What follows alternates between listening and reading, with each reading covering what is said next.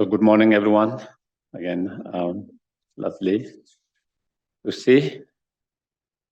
And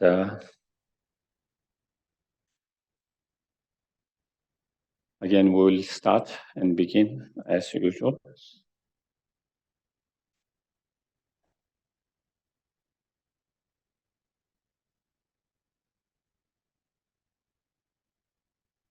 Again, try to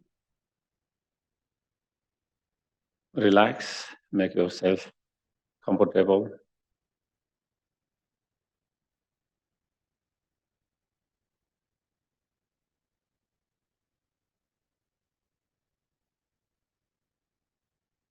And feel the weight of your body on cushions, chair.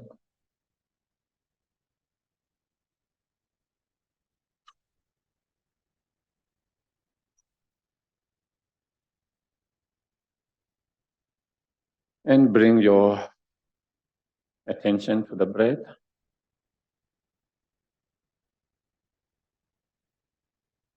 Watching or observing mindfully. And being aware with your breath as you breathe in and out.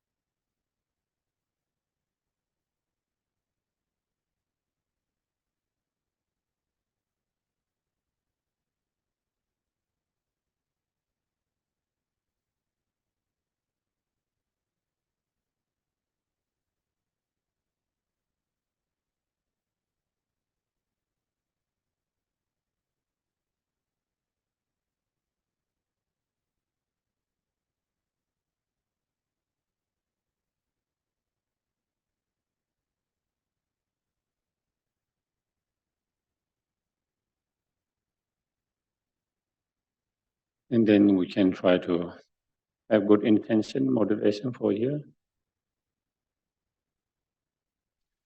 And for example, we can reflect, contemplate.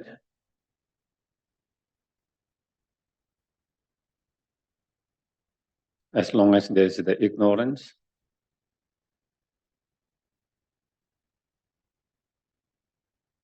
it will give rise to other negative emotions, defilements such as anger, craving, and so forth.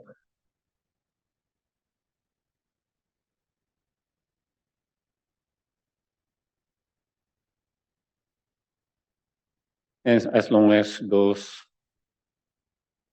defilements, afflicted emotions arise, manifest,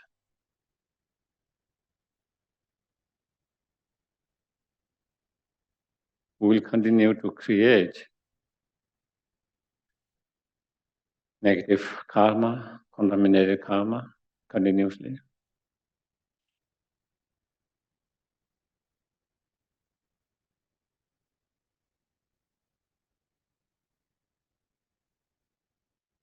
And as long as we continue to create those contaminated karma and the negative karma,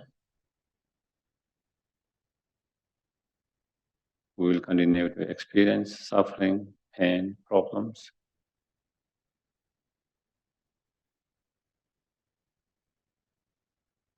And we will continue to take endlessly rebirth in samsara.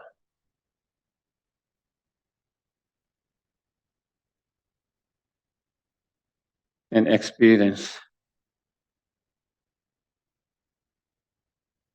all the problem and the suffering of samsara endlessly.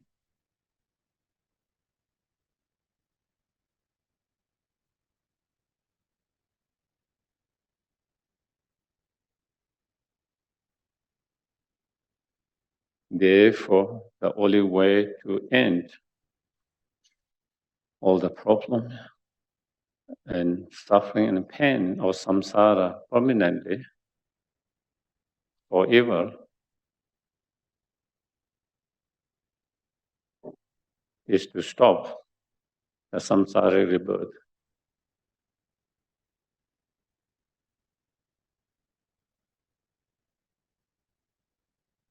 The only way to stop samsara rebirth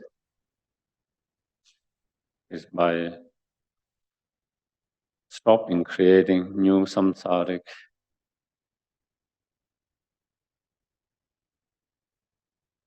contaminated karma and delusions. Negative karma and contaminated karma, the cause of samsara rebirth.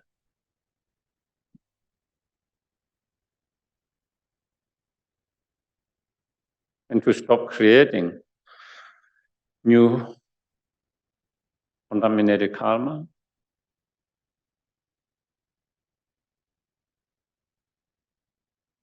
we need to stop manifesting arisings of those defilements, disturbing emotions.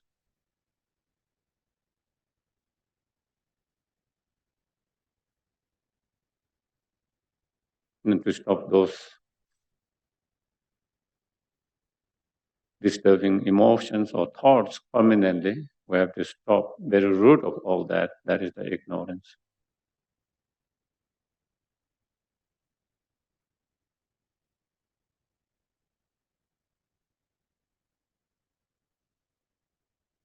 And to stop the ignorance, we need to cultivate the wisdom, realizing or correctly understanding the emptiness or the true nature of the self and the phenomena.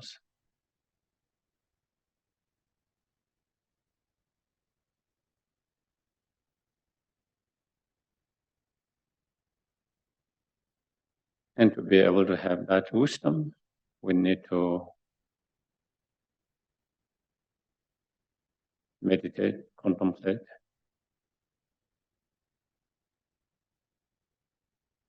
correctly, continuously.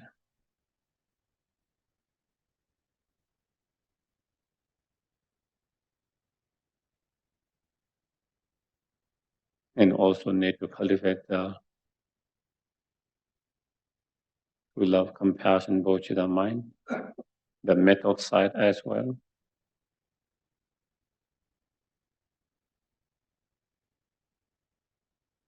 And to do that, we need to practice, and to practice, contemplate, we need to be, again, inspired, encouraged, and reminded all the time. For that purpose, we have come here together to listen. May our act of listening, coming together, listening, and reflecting, contemplating on the meaning of what we hear, what we discuss, may all these become cause and conditions to generate and fully develop the wisdom realizing the emptiness.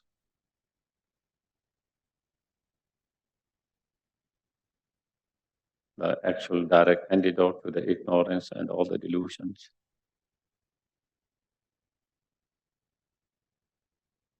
As well as the bodhicitta mind, which is the direct antidote to selfish attitude.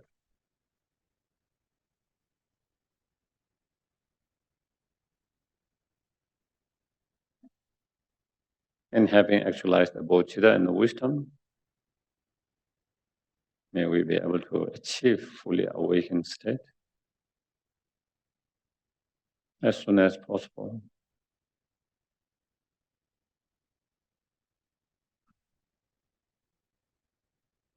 In order to be greatest help, benefit to all sentient beings, including oneself.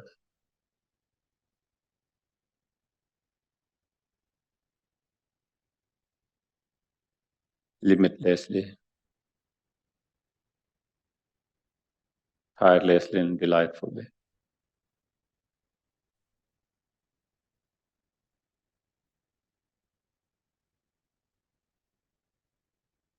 And while on the path to enlightenment, may we continue to be help and benefit to sentient beings, directly, indirectly, in whatever way we can, whenever possible.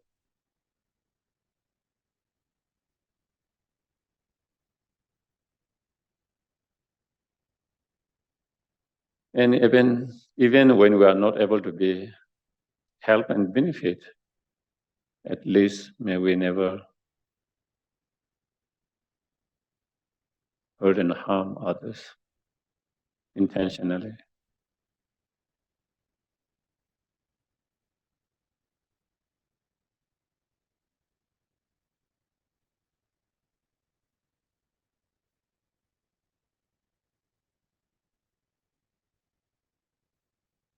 Okay.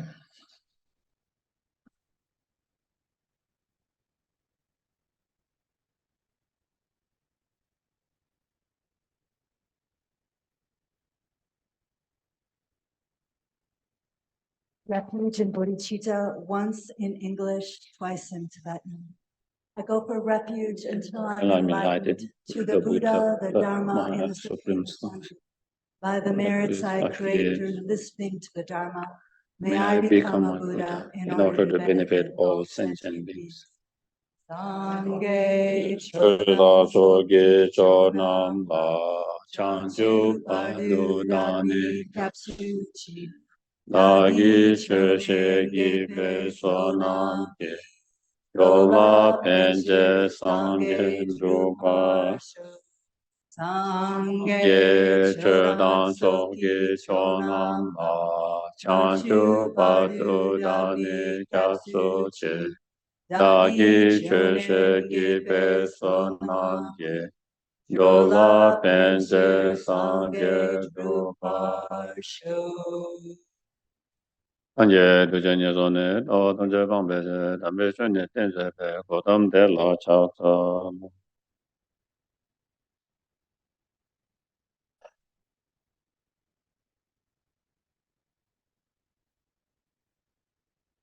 So, out of the dependent arisings, we have been discussing a specific particular dependent arising of 12 link of dependent arisings. And within that, we have discussed how ignorance, out of ignorance, the link of out of ignorance, how we engage into creating actions or karma, contaminated karma or actions. That's the second link. And having created the karmic potentials, that very moment, then we leave the imprint or plant the imprint within our mind stream, the consciousness. That's the third links, And then, having that karmic potential within the mind stream being activated, then, we have the conceptions. And when we have the conceptions in next rebirth, then there is the name and form. Fourth links is developed, and having fourth link, name and form being developed, then over the,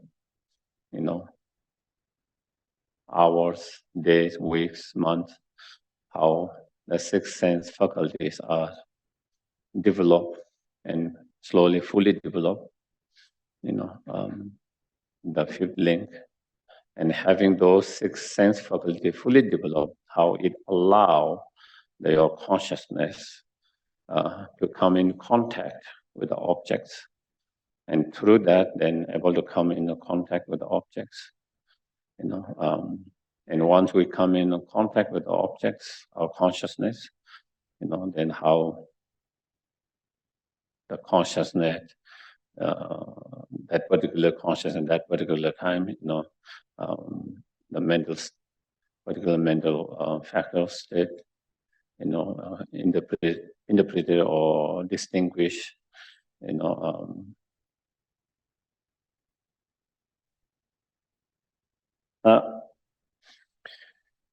objects as something,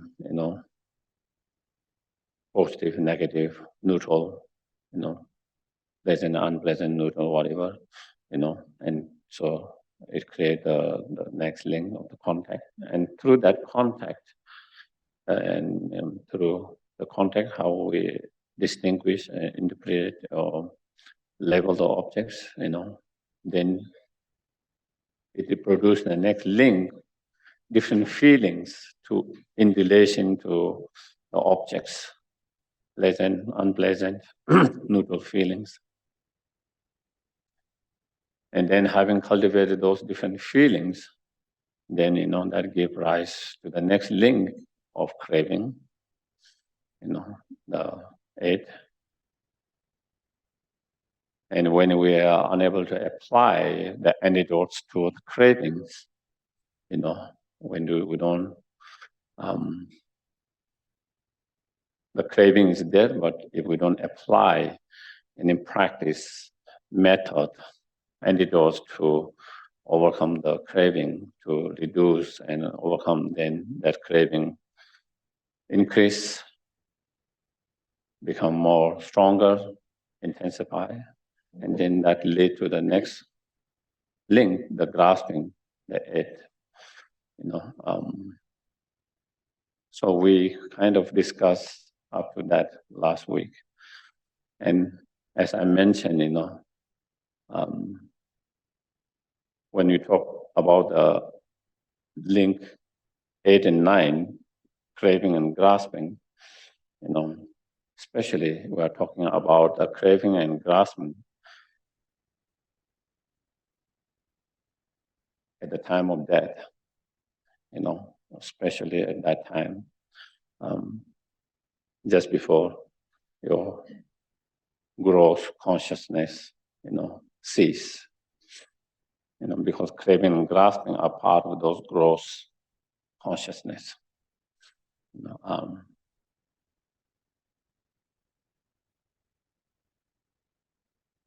And through that craving and grasping, then the karmic potential or karmic seed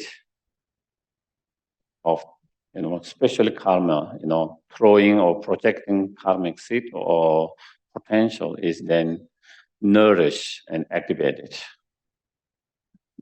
Nourished fully and activated fully. And when that karmic potential within the mind stream, that particular karmic potential or seed is fully nourished, fully activated through the craving and grasping, where it's fully nourished and activated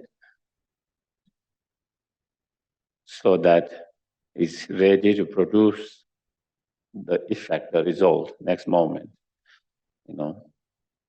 That is called the next link, becoming or existence, the 10th link.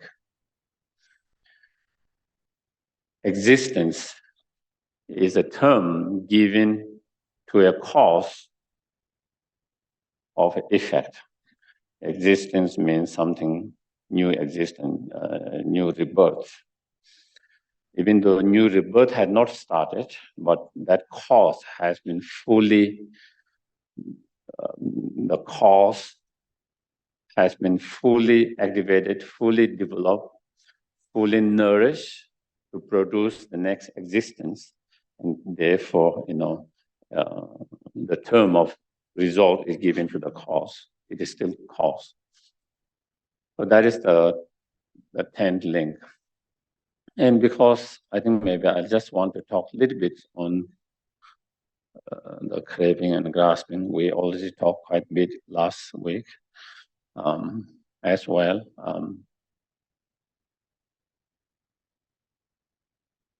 As we discussed, how at the time of death, it's very important not to have a, strong craving and graspings. Instead, if possible, to have positive state of mind, loving kindness, compassion, bodhicitta, wisdom, whether it is the wisdom realizing emptiness, whether it is the wisdom realizing the, essenceless of the samsara, whether it is the wisdom realizing the impermanent nature, or whether it is, strong faith, confidence in the Guru, Buddha, Dharma, Sanghas, so any of those positive state of mind, if we can develop, instead of strong craving and grasping, one of those positive state of mind. And even if we cannot develop strong positive state of mind, at least trying to have more neutral state of mind, more calm, peaceful, neutral state of mind, instead of those strong negative emotions. It's very important. It's important at the time of death, after the death. That effect, that state of mind, effect at the time of death, whether you have more peaceful transitions, calm, peaceful transitions, or whether you are going to have more struggles and more painful transitions at that time, as well as the futures that hold after the death. And so that is important for us to work on, as well as if you are trying to help someone who is passing, trying to help them to, if we can, trying to help someone to help them to make calm, peaceful, in whatever way, and through whatever tools. And on top of that, if we can help them to have positive state of mind, that is even better. And if they are able to do that,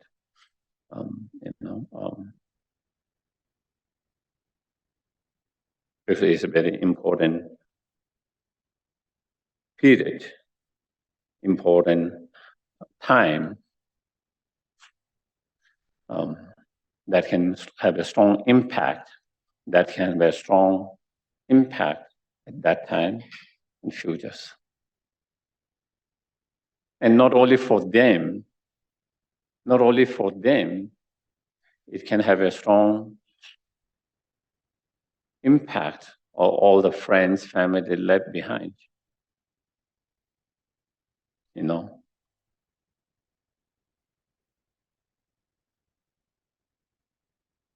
if one of our close friends or family members, pass away with a lot of pain, a lot of struggles, not only it affect them that moment in the futures, but it affect everyone left behind, to see someone you care, someone you love, having such a struggles, such a pain, such a difficult. Sometimes it can affect for some people for the rest of their life. For some, maybe it might affect them for months, or some, they might be able to kind of let it go sooner, and maybe, might not affect them for a long time, but some, if they don't have the right tools to let it go, it could affect for years, and maybe some rest of their life. Still bothered by that. When you think of that, when you talk about that, it still bothers the people. And also because you have not been able to let it go, that can trigger you again when you encounter something, when you see something, and bring back that trauma. So it can affect not only the person who is dying, but people who are left behind. It can make people who are left behind fearful of death because they saw such a, trauma, pain, struggles. And then it might make them feel, I might be also experience that. And, nobody want to kind of have that kind of struggles and pain. And that can kind of create fear, On the other hand, when someone passes very calm, peacefully, and positive, not only it affects them immediately and future, but it affects positively for those people left behind. Even though you lose someone who is very dear and close, even though you don't want to lose them, but you lost, but at least it gives you comfort that you saw them passing and having that transition peacefully.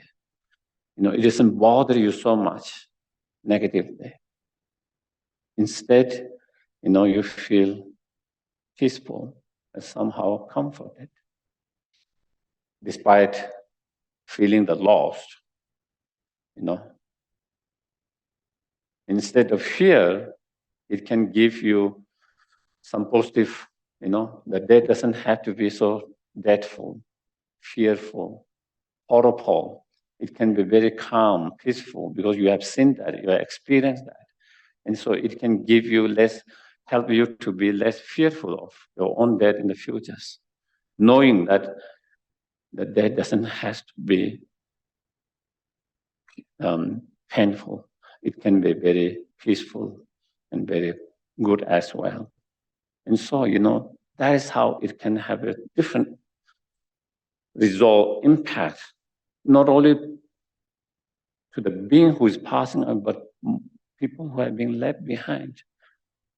And so therefore, preparing ourselves, training ourselves to have that more calm, peaceful, because we do have to face that one day. We just doesn't know when, and so preparing that, training that, not just for ourselves, but for everyone that is left behind, who care about us, So that is important,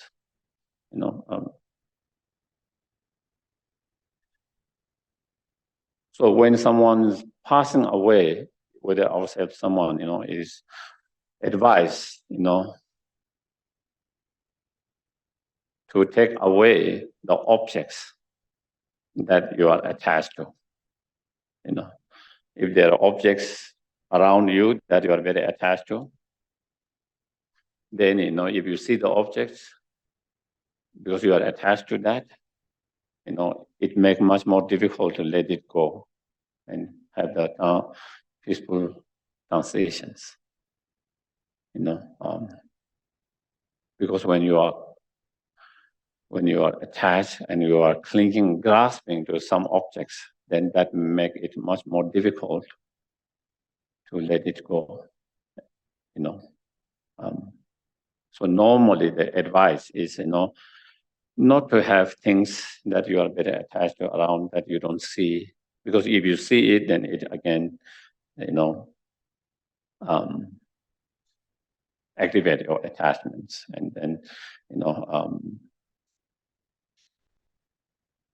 and trying to create more peaceful, environment is important. There are stories, sometimes even small attachment can activate that time. There are stories of a monk who was attached to his body. Okay? Body. Salty or butter tea. Okay, that is the tea that they're doing in Tibet or Himalayan regions, not a sweet tea, but butter tea. Okay. And I think it must be old time, very, very old time. And still it could happen in some places, in some monasteries, because they are so poor, in tea, they don't even have, sometimes they don't have the butter to put in it, even though that is, just like not having a sugar in a tea, where like good drink sugar teas, So sometimes when they have extra butter, or when there is a sponsor, they have little butter, that is a luxury, that is kind of very special, So anyway, one monk was attached to butter tea, okay? So maybe, I guess, and it was time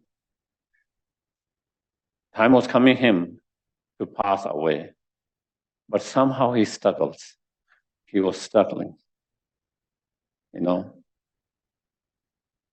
Body and everything indicate that it was time for him to go, but he's unable to let it go. There was something that is holding on him, that he was kind of having struggles, struggle with that.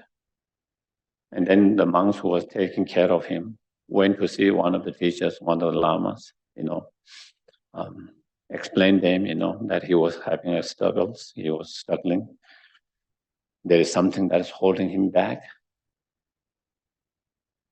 And the teacher, the Lama, knew exactly what he was thinking of and what he was holding on. And advised him, go and tell to his ears, that there is a better butter tea in the Pure Land than here. So the monks, told by the ear, that your teacher, guru, says that there is a better butter tea in the Pure Land than here. And I think that helped him, because he has trust in his the teachers, gurus, And so once he was able to let it go, that he was clinging, grasping, and attached to that butter tea. Once he got that advice, instructions, and from his teachers, the master, he was somehow able to let it go. Once he was able to go, he has a very peaceful sensations, And so there was nothing to hold on. That was something that he was holding on, And there was another stories, another lay practitioners, again, having similar struggles, again,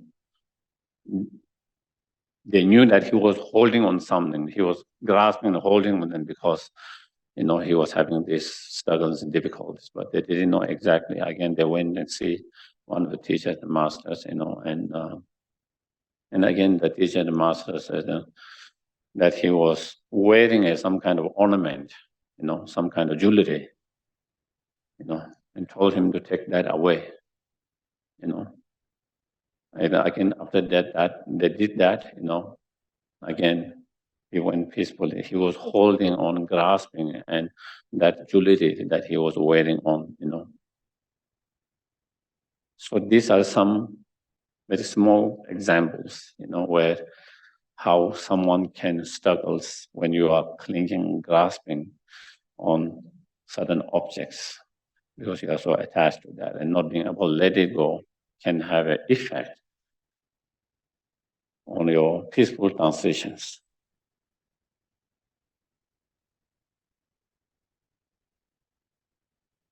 But it might not be so easy at that time to let it go sometimes. We might be attached to different things, not only material things. As I said, we can be attached to, ideas,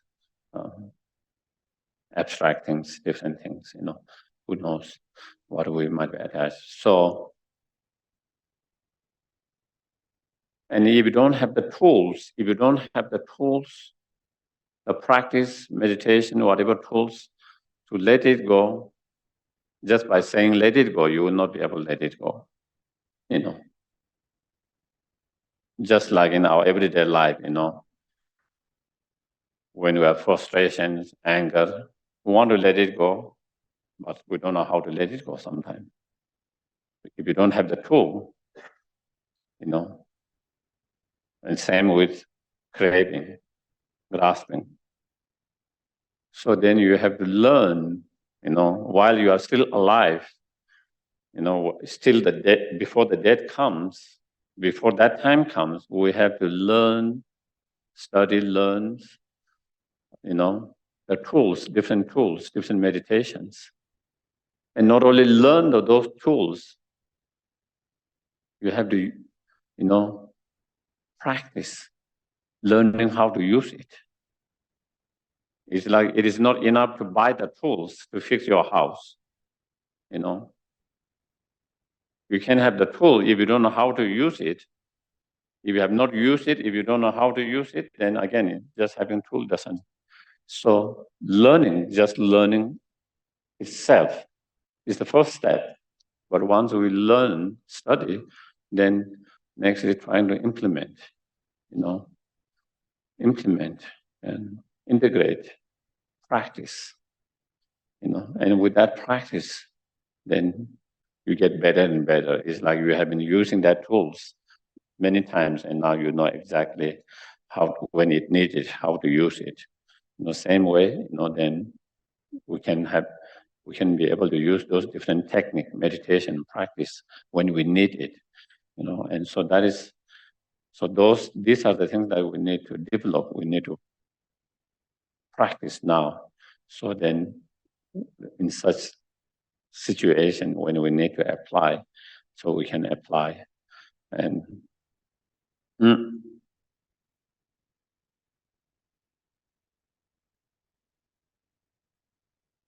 craving and grasping is one of the main, negative emotions. That is a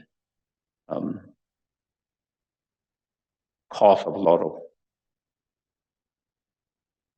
problems, pain, suffering in our life, and at the time of death,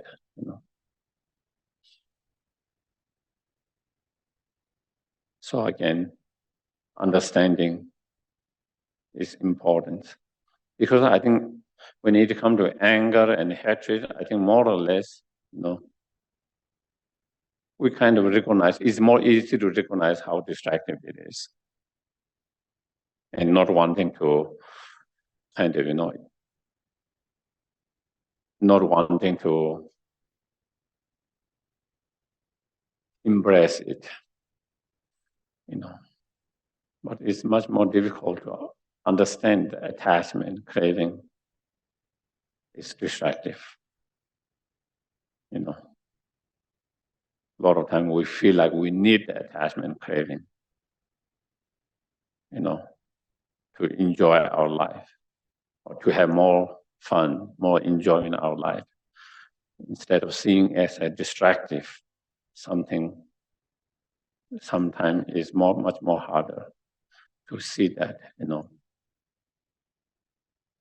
But if we reflect in our life, our experiences, a lot of time, a lot of fear, a lot of worry, a lot of anxiety, panic, they are a result of our attachments.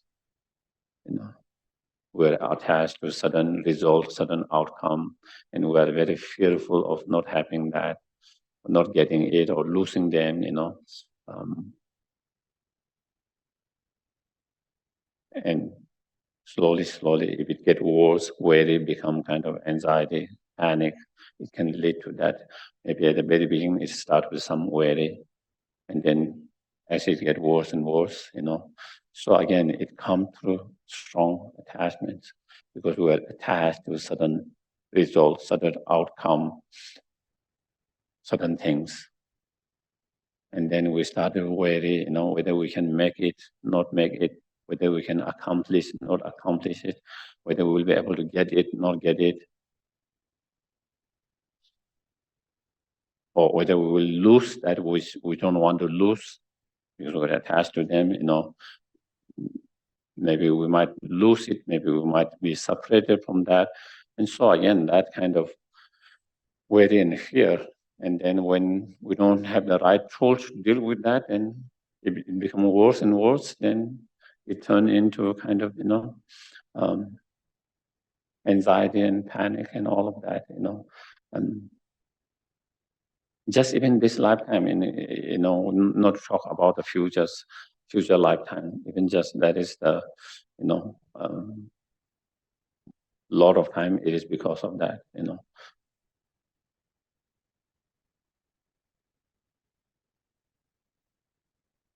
And therefore, Buddha gives so many different examples of the craving or attachments, grasping, how in long term, how it is very destructive. In long term, how it is harmful. We might not see the harmfulness in the short term. One of the examples the Buddha gave is, attachments like a honey on the sharp knife. If you lick, there's sweetness, the honey, but it will cut because it is on the shaft of the knife. That is all. At the very beginning, is you feel that sweetness. You feel that sweetness, and we get attached to that sweetness, but we don't realize that it cuts your tongue. That's how attachment, at the very beginning, there is something, but it leads to harmfulness in that way, Another example you often see is like, animals, cow or any animals. They see a grass on the very cliff and they're attached to that and they go and they fall down. They eat a little bit and they get the enjoyment and then they go a little further and then they lose the balance, something, they fall down.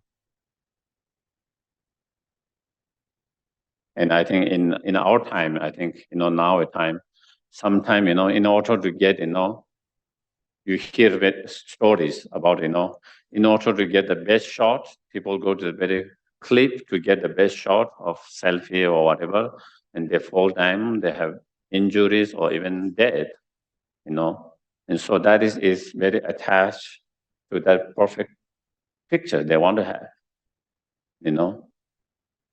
And that drive that can become a very harmful in that, And there are so many other examples. Another very classical example is,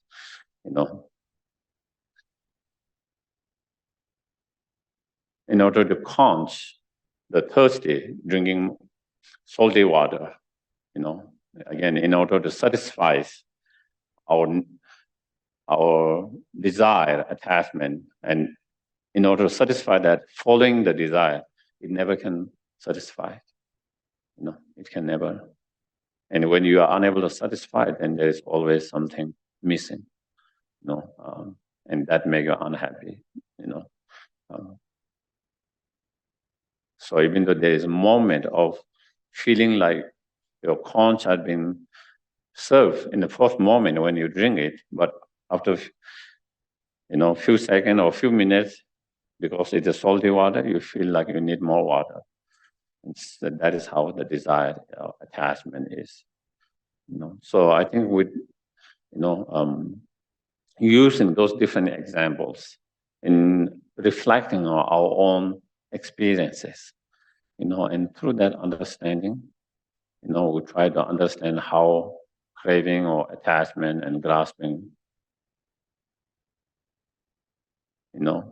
really, even though momentarily, even though it seems like there is joy and happiness, satisfactions, the first moment, but in long term, when we follow those attachment, desire, it always hurt, harm you and others. And with that understanding, then, we try to reduce the attachment or craving and grasping, and whatever different meditation technique that you find helpful to do that. Meditating on impermanence, nature of the object of the attachment, craving, grasping, meditating on, essenceless. There's no true meaning or essence in the object of the attachment, craving, grasping, including the attachment itself, craving itself, grasping itself.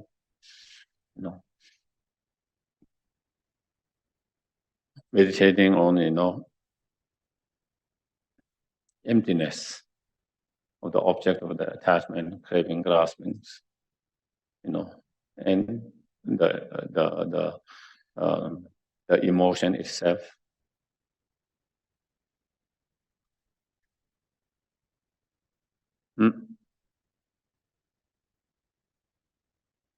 Meditating on, the shortcoming,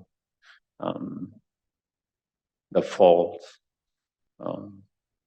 the harming aspect, harmful aspect of the objects in terms of our spiritual path, in terms of our happiness. Through that, then again, learning to let go of being so attached, strong craving, graspings, on those different,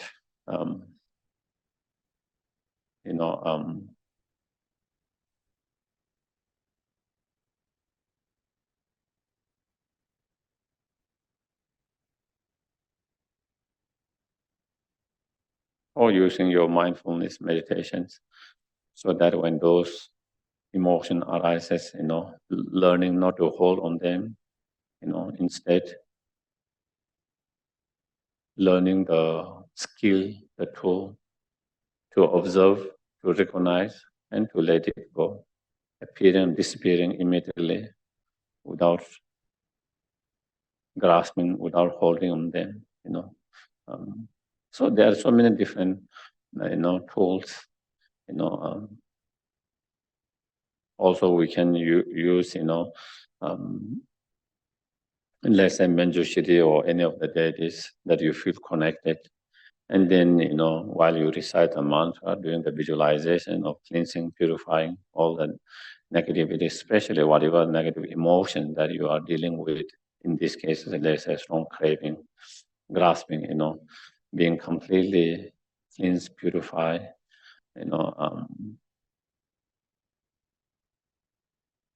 destroy, overcome, for some that can be helpful, if other method doesn't work. So, we learn those different methods, different meditation practice, and trying to see what works for you. That is I always say, and then whatever works for you, trying to apply that. The key is to reduce, minimize, and over the time, be able to destroy it completely. We cannot destroy it completely like that. You don't expect to that. It's unrealistic expectations. Through some practice, through some meditation, that all your attachment, all your anger is going to go like that. I wish there was something like that, like taking one pill. You have a headache and you took a pill and it is gone. Instead, it is like, when you have some kind of chronic illness, that you continue to take that medicine weeks, months, years, And if you stop doing that, then again, you will have the side effects or whatever pain, So similarly, that is, because those negative emotions, we have been having that. If you talk from many lifetimes, from beginner's lifetime, if we talk from this life, we have those craving, grasping from when we are born. So something that is like that, it is not going to go like this. And it requires practice, a lot of time, and slowly, from being very intense and strong to becoming less intense and less strong. You still have that emotions, but not so strong and not intense as you used to have. Or before, you are unable to let it go. You hold that for many, many years or many months or weeks. Now through practice, we still feel that, but we are able to let it go sooner. And then slowly, we are able to let it go even more sooner, from many years to 1 year, and for a few months and a few weeks, few days. These are all progress, and from very intense, strong, to be less intense, less strong. Those are progress. And slowly, then we might be able to, overcome completely, And so that, again, we have to remember that sometimes people have unrealistic expectations through some meditation practice, that I shouldn't have any anger, I shouldn't have any attachment, I shouldn't have all this. And if still they feel like they haven't made any progress, they feel like, so that is a way to kind of evaluate ourselves, our progress, without being so critical to ourselves and to others. Sometimes we might be critical to other practitioners. Oh, he still has attachment. Oh, he still has anger. But do we know how much anger he used to have? Do we know how much strong attachment he or she used to have? And now where they are? Do you get it? A lot of time we don't know their earliest histories. And they have made a huge progress. But not knowing that, and sometimes we become very critical and criticize. Oh, he is a practitioner, but he still has issue with the anger. He still has issue with, attachment, whatever those are. We tend to be critical with ourselves and others in that way, So even with ourselves, we try to evaluate not where you are, but how you used to be. And compare to that, 5 years, 10 years, 15 years before you met the Dharma, have you changed? Have you seen some progress? And if you see small changes, small progress, you are on the right path. You are going in the right directions. And that is same how we try to look at others practitioners as that,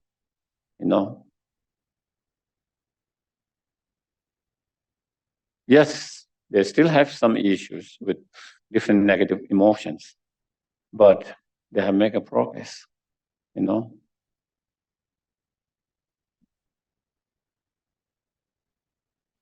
So, I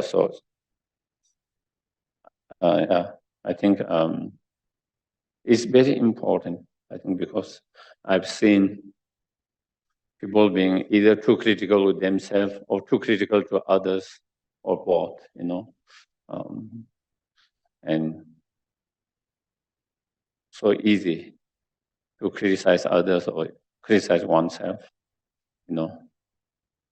even though there is some progress,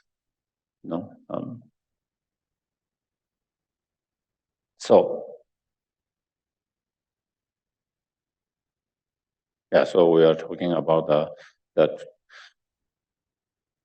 8 and 12 link, and then, as I mentioned at the very beginning, without 8 and 9 link of craving, grasping, then that fully nurture and activate the seed karmic potential within the mind stream, and then when that is fully potentialized, ready to produce the result, then that is the 10 link existence. One of the great Indian masters, Dharma, he said, when all cause and conditions have come together, when all the cause and conditions have come together, you cannot stop the result from manifesting. It's only moment before the result manifest. If you have not gathered all the cause and conditions, then the result will not be there. Even you wish, even you wish the result to be there, the result wouldn't be there if all the cause and conditions have not come together. If all the cause and conditions have come together, even you don't wish the result to be there, the result will be there. It follows the cause and conditions, dependent arisings. And so therefore, in that state, then all the cause and conditions come together. The cause or the karmic potential sit in mental mind, in the mind stream of consciousness. And now, craving, graspings, then it is, all the other conditions has come together, and then, it's ready to produce the result, And so that is the existing becoming. And due to that, when all conditions come together, and next is the result. The result is the 11 link, the birth, the new samsaric birth, the new samsaric birth.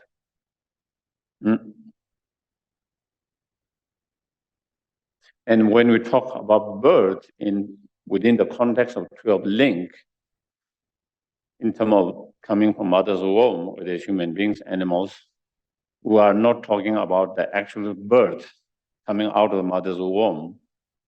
We are talking about the very moment the conception happens, when the consciousness from the past enters the new, when the conception happens, when it enters the sperm and the eggs, and consciousness entering that or coming together of that, and that is starting on the rebirth. It isn't, even though the child hasn't come out of the mother's womb outside, but still the rebirth has started. New rebirth, new life have started. That is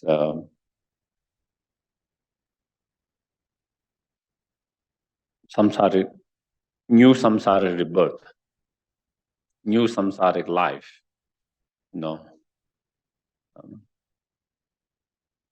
New samsaric existence, or new samsaric experience had just started, So that is the birth.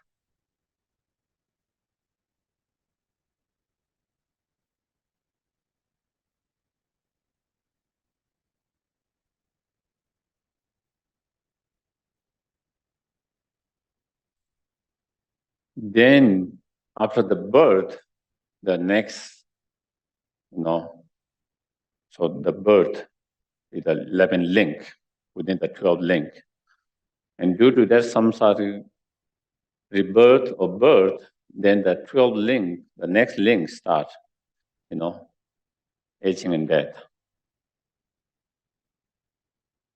And in terms of aging, we can think of progressive aging and deteriorating agings. Aging doesn't, normally we identify with deteriorating aging, but again, progressive and deteriorating aging. And that progressive aging is start the very moment rebirth has been. The very moment the consciousness enter, the sperm and eggs or come in connection with that, and new life starts, new life begins. From that moment, the aging has started. Progressive aging, we can say. From that moment.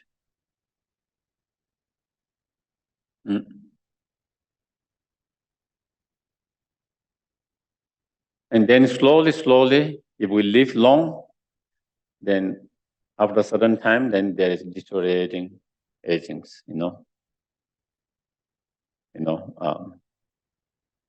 our body, started to deteriorate or not as strong as before,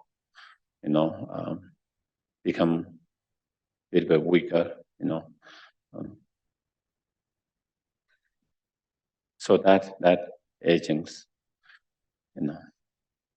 and finally, when the life comes to the end, the death, the death happens. When our consciousness leaves that body, then that is what we call the death. That's what we call the death. Where your consciousness leaves that particular body or that particular existence or that particular life, that particular rebirth.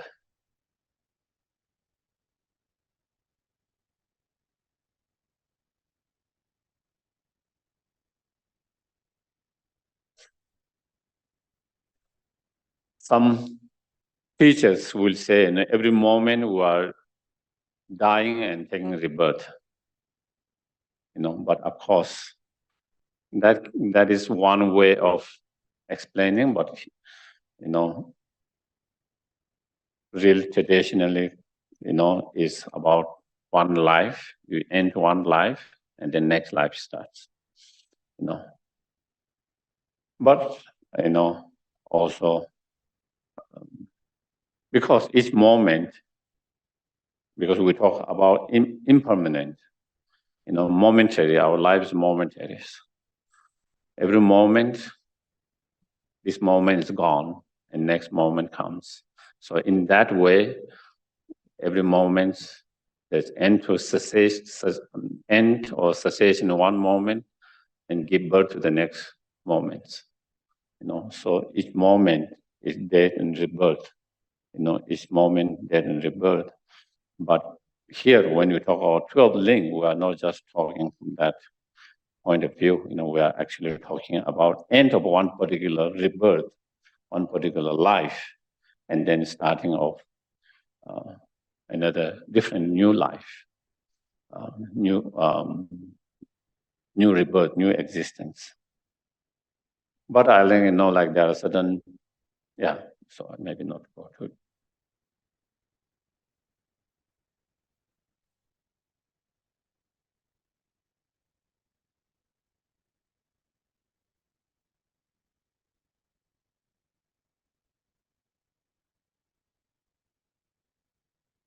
So because there's, death, life, death, life, there's continuity of that. So, again, we shouldn't be so scared of death. It's not end permanently.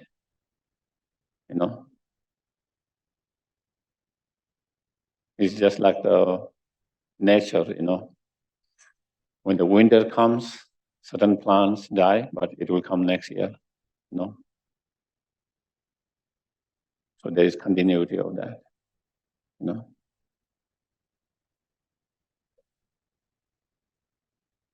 It's not permanent end to you. There is continuity of you. Neither there is a permanent end to our relationship,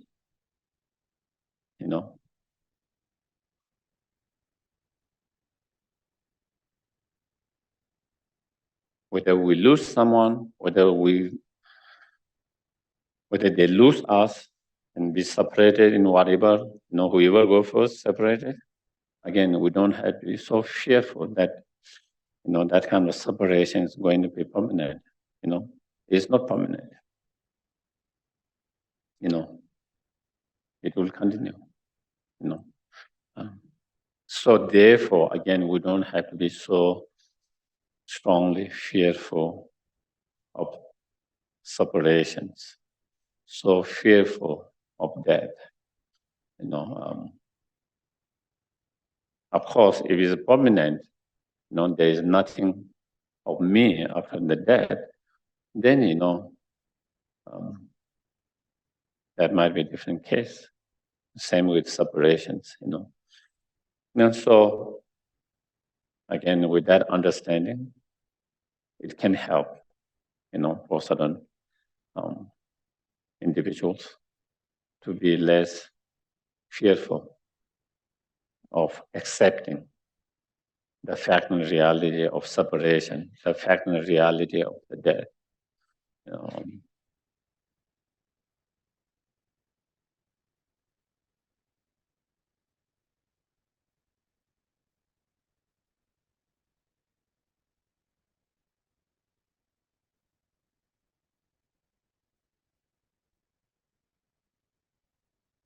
And from Buddhist point of view, when you talk about death,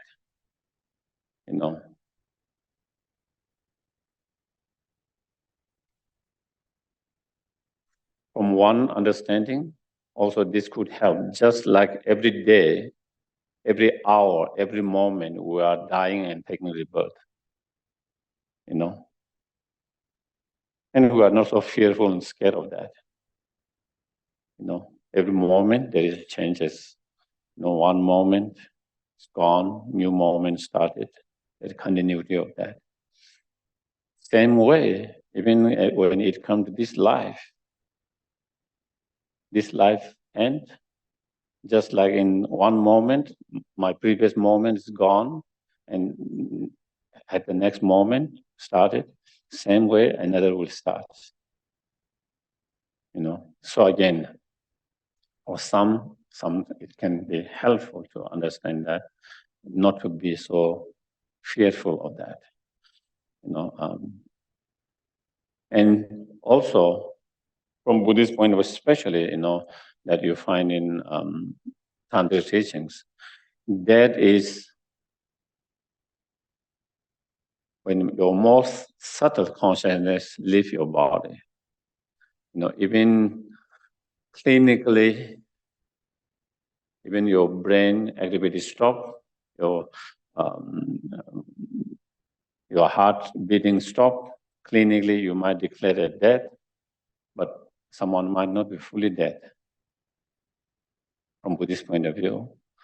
At that time, only the gross consciousness have stopped.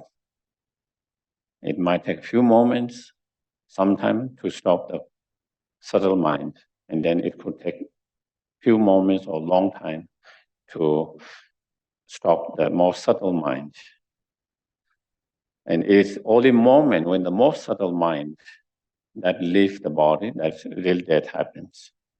And therefore, according to those who follow the Vajrayana teaching and practice, they have traditions to leave the body untouched.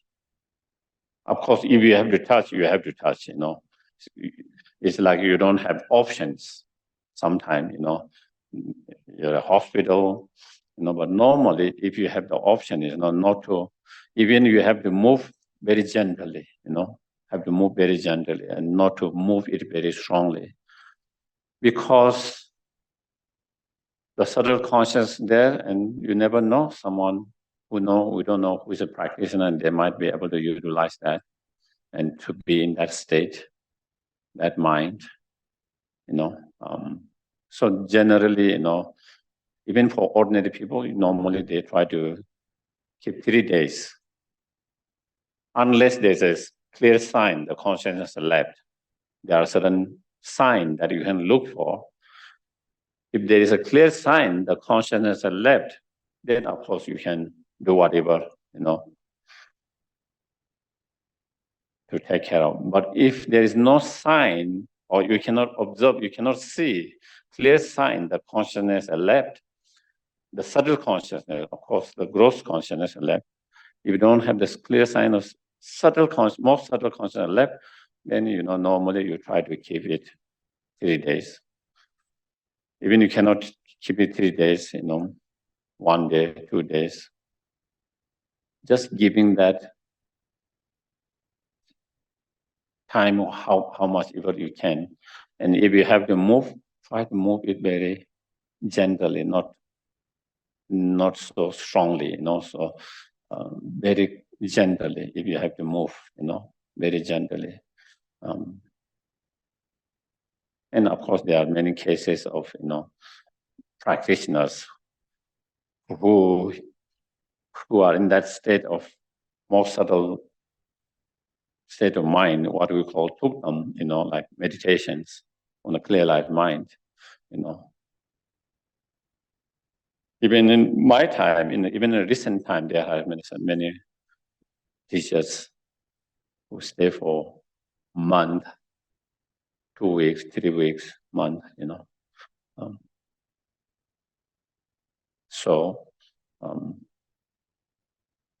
yeah. So when the most subtle consciousness leave the body, then that is what we call really death. And so there is slightly different understanding when the death happens, according to medical, at this point, according to the medical, what you call, community, I guess, and the understanding of Buddhists, especially in the Vajrayana traditions, according to Vajrayana traditions. And so, yeah, and so.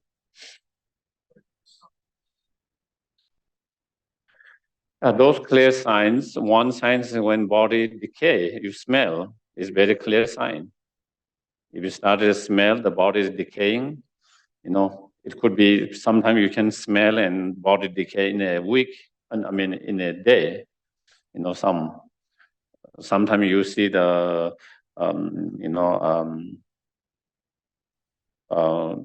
blood coming from the nose, that is clear signs. Sometimes there is a fluid or liquid coming from the sex organs. And also there is no heat in your chest, Sometimes your feet, your hand are cold and no heat, but you have heat at your chest around your heart, so feeling the heat, like in Tibet, sometimes traditions, I heard like they put sometimes butter on that, because if the heat is still there, it started to melt, and if there is no heat, then it wouldn't melt, Sometimes they do that to check it, most time they feel with their hand, check it. And sometimes in certain cases, like they try to put white cloth by here and by where the sense organs are, because sometimes they can be subtle. So you might not notice it, but if it's a white kind of cloth, then even there is small, you can be able to observe and see it clearly. Because sometimes due to some illness in certain persons, maybe even the blood or the liquid come, but it is not very strong, and so you might not notice. So so there are different things that they do, to check the signs, and those are some of the signs that one look, So yeah. So I will stop here. And any other questions? I can take a couple if there is, whether in the Zoom, whether here.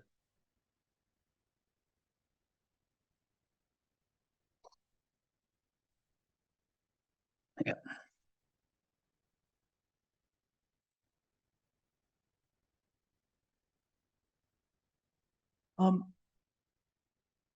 The karmic seed, when it attaches, the consciousness when it attaches to the sperm and egg, is there anything in the literature that talks about where that goes to attach, or is it just random?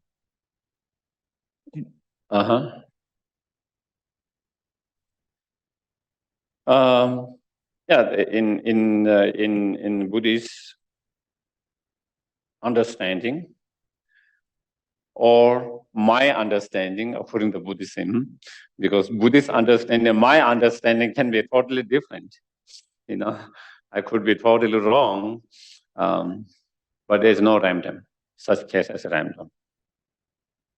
No, there's always cause and conditions. You know, it always follow cause and condition. It always follow the dependent arising cause and condition.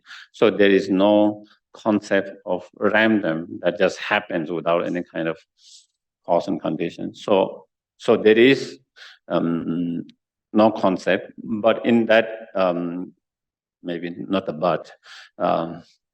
So in that, you know, the consciousness, you know, go into whatever sperm and eggs of whoever, depending on many karmic potentials. You know, there is karmic, the parent and the persons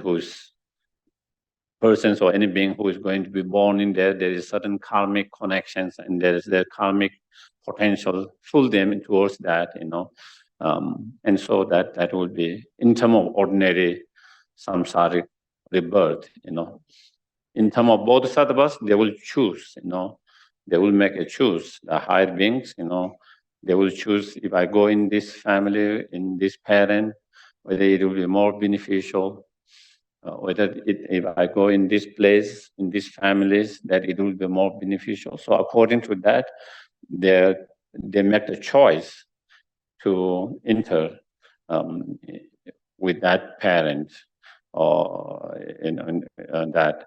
But for the ordinary samsaric, then, you know, the karmic wind, you know, where the karmic wind blows, you know, there is your own karma that is blowing. At the same time, there is also karmic kind of pulling from the parent. And due to their certain connections, then they are being pulled in certain directions. And according to that, then they enter. As far as I can give something about it, yeah.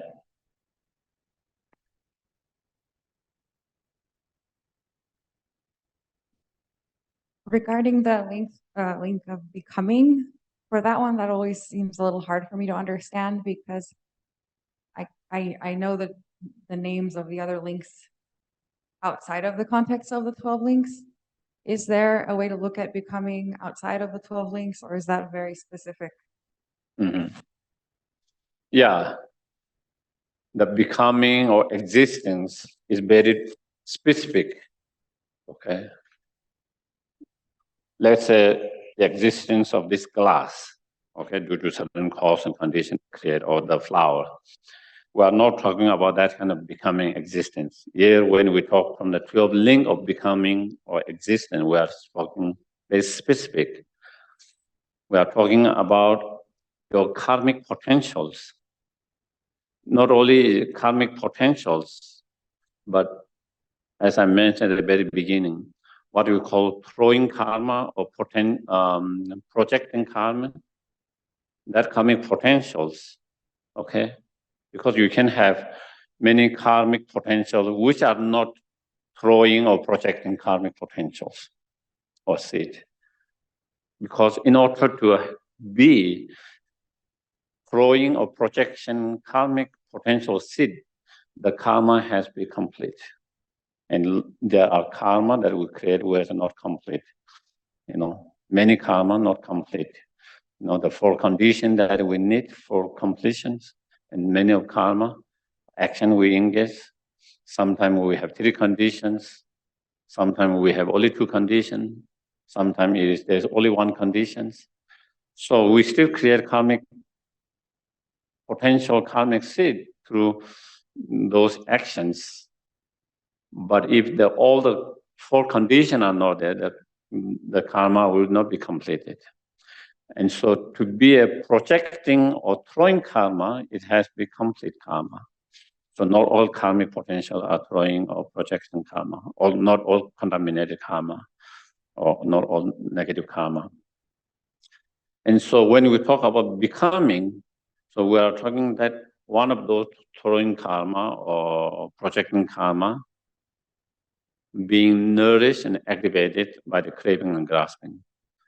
So it can be, the throwing karma to a higher rebirth or lower rebirth, one of those, either of them. But that karmic seed or karmic potential is fully nourished and activated by the craving and grasping. It's like the seed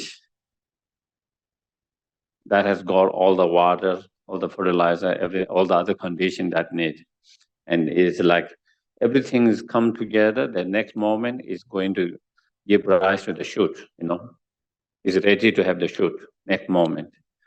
That is like that. That becoming is when all the conditions have come together.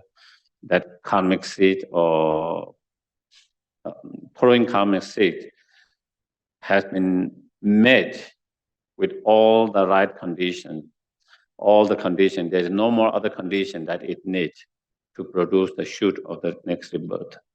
And so that is what we call that moment when that karmic potential seed has met all the potentials come together. There's no more potentials or condition needed to produce the next result, the next rebirth. That is. So we are talking about that very specific karmic seed of potential fully nourished and activated within the consciousness that next moment to produce the next rebirth. Yeah. Is there anything? So then we can do the dedications.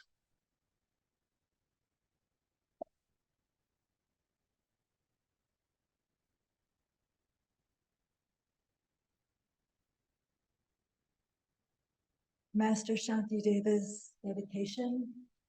May all beings everywhere Plagued by the suffering of body and mind, obtain an ocean of happiness and joy by virtue of my merits. May no living creature suffer, commit evil, or ever fall ill. May no one be afraid or belittled with the mind pushed down by depression. May the blind see forms and the deaf hear sounds. May those whose bodies are worn with toil be restored in finding repose. May the naked find clothing, the hungry find food. May the thirsty find water and delicious drinks. May the poor find wealth, those with sorrow find joy. May the forlorn find hope, constant happiness and prosperity. May there be timely rains and bountiful harvests. May all medicine be effective and wholesome bear fruit. May all who are sick and ill quickly be free from their ailments. Whatever disease there in the world, may they never occur again. May the frightened cease to be afraid, and those bound be free. May the powerless find power, and may people think of benefiting each other. For as long as space remains, for as long as sentient beings remain, until then may I too remain to dispel the miseries of the world. Thank you very much, everyone. Thank you, and have a rest of a wonderful day and weeks. Thank you.